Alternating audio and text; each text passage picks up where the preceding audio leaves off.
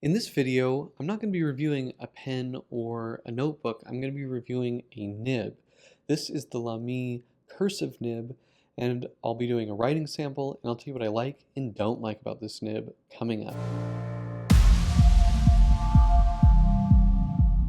Blake here with Blake's Broadcast. On this channel, I review fountain pens, paper, and ink, and as always, I put links in the show notes in the description below. And if you haven't already, please hit that subscribe button. It really helps out my channel. Alright, let's get on with the review. So this is the Lamy Cursive nib. Now, at thepapermind.com, I've started to carry some Lamy products. The Papermind is a Lamy authorized dealer, so anything you buy there will have full Lamy warranty and support. But this is one of the first products of theirs that I've started to carry. The nib right now is on a Lamy CP1 fountain pen, and next to it we have a Lamy M, which I just put out here to just show the normal standard Lamy nib compared to it. So looking at the nib, first of all, it's black. This nib only comes in a black PVD finish. You can see the Lamy logo there in silver, and you can see a Chinese character, a kanji character, which I don't know what it means. When I put it on into the Google camera, it says Han, but I don't know what that means. Anyway, this is their cursive nib, and that character, kind of gives you some idea of what this nib was designed for. It was designed for certain Asian, I guess, cursive styles, or I don't know, calligraphy styles. It's not 100% clear to me why this is called a cursive nib, but that's what they call it. You'll notice that the shoulders of this nib are cut back quite a bit. I do think it looks nice and it is interesting. I also think it looks really good on an all-black pen like this Lamy CP1 here. So if we look, and I'm gonna zoom out a bit here. So if we look at the nibs, the side profile here, I'm hoping that you can see that the tip on this calligraphy nib kind of cuts back this way. So instead of just a normal ball, there's sort of a front face to it that rounds underneath. And people say that this looks like an architect nib, and I have to agree, the grind appears to have the same shape as an architect nib. And just like with an architect nib, the downstroke is the fine stroke and the horizontal is the wide stroke. So basically the opposite of a stub nib that is pretty much an architect nib. So for the writing sample, I'm going to be doing this on a Papermind blocker hardcover notebook. These feature a really nice fountain pen friendly paper from Gamund, very opaque for 80 GSM. For Blake's Broadcast viewers and subscribers, you can get 10% off with code BB10 at checkout. All right, let's do the writing sample here.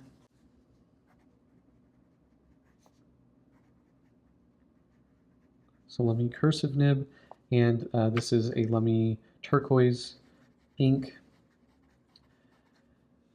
Now, looking at this, you're not going to see a huge amount of line variation. You'll see that the downstroke is slightly narrower than the cross-stroke, but it's not that pronounced.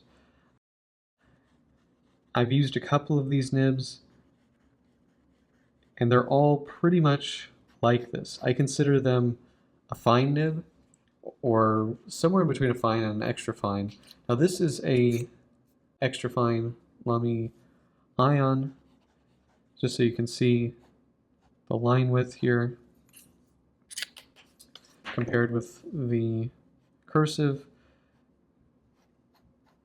So certainly the cross stroke on this pen or the horizontal stroke is wider than the extra fine. I would say the downstroke is very similar. So if you like a fine or extra fine, it's pretty close to that. Now, interestingly, on Lamy's website, one of the things that I really like that they do is they give you the width of each of their nib grades, and then they kind of tell you the tolerance. So for extra fine nib like this, we know that it's supposed to be 0.36 millimeters with a variance plus or minus of 0.06 millimeters. So that's a pretty tight tolerance. I don't know how true most of the nibs are to that, but they don't list what this is. Now, from another source, I found that this is supposed to be 0.25 millimeters down and 0.35 millimeters across. So according to me, this is at least an extra fine nib. It is quite a smooth nib for a extra fine nib. It writes really nicely. There's really good flow from this nib. Well, I should say from the feed of this CP1, so it's not really the flow of the nib, but it writes very smoothly. We can try some fast writing.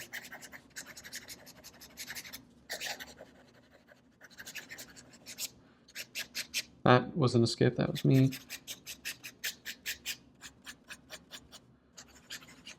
Yeah, I mean, no issues with performance. I've been really happy with this nib, and I think it's a more interesting nib than an extra fine nib, so I really like this. I think in terms of their steel nibs, this is probably my preferred nib for regular writing. I of course do like the 1.9 millimeter stub that they do. Actually, I like all of their stubs. They're all quite nice. In terms of reverse writing, it does seem to be able to do it, and it is noticeably thinner. So I'd give that a pass. You know, I don't find it particularly scratchy, although it's not smooth. And just as a comparison, we have, so the downstroke, cross stroke slightly wider, ever so slightly. Now with an italic or a stub, this is an italic, but down and cross, you can just see, first of all, that this nib that I'm using here has a much more noticeable line variation, so the cross is very thin and the down is much wider, whereas with this it's really not quite as noticeable. But anyway, I do really like this nib a lot. I think it looks really cool, and overall I'm very happy with it. And also the nice thing about these nibs is they're really easy to change. Typically what I will do is I'll use a piece of clear packing tape. You just stick it on there and you just pull them straight off and it comes off super easy. It works for the gold nibs and the steel nibs. Any nib, I guess, other than like the Lamy 2000 nib, which does not come off like that and is not interchangeable with all these pens. So what are my pros and cons for the Lamy Cursive nib? Well, I think that this nib writes really nicely. It's interesting. It is essentially like a architect grind. It's a pretty mild architect grind. It writes to me very much like a regular fine nib, but you do get line variation with the horizontal and cross strokes. I think that this nib also looks really cool. This is one of the coolest looking Lamy nibs out there. I also really like that while they're giving us this option, I can't think of a lot of, or any rather, at least not off the top of my head, Western fountain pen makers that offer a calligraphy nib aimed specifically at some Asian types of calligraphy. So I think that's really cool, and I like that we're seeing that. It's always cool to have another option, another nib grade, especially one that is a stock from the manufacturer. You don't have to send it to a Nibmeister or anything like that. The nib is also only $19, so it's pretty affordable, definitely easy to swap these things out. So I really do like this nib. I'm really happy that Lamy introduced it. In terms of cons, there's not a ton of line variation. I would have really liked to have seen more.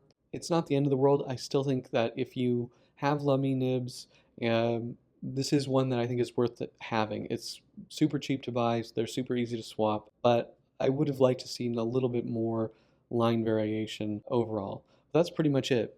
Do you guys have this nib? Do you like this nib? Let me know in the comment section below, and if you like this video, please hit that like button, and if you want to see more fountain pen, paper, and ink videos, please hit that subscribe button. Thank you guys so much, and until next time.